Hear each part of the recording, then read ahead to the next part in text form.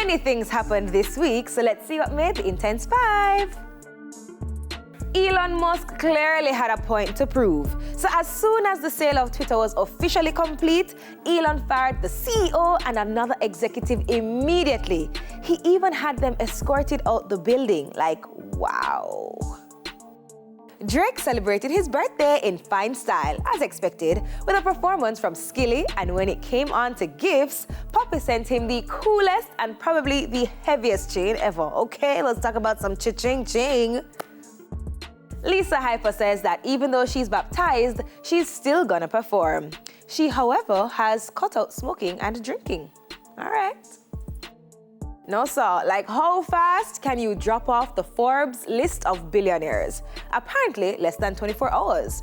So after losing his Adidas endorsement deal and a host of other things, he was, quickly removed from the list as his net worth was literally falling in front of his eyes. So, this is due to comments he made against the Jewish community, which actually set off some attacks against them. Boy, I don't know what to say. Trust me, Jaja.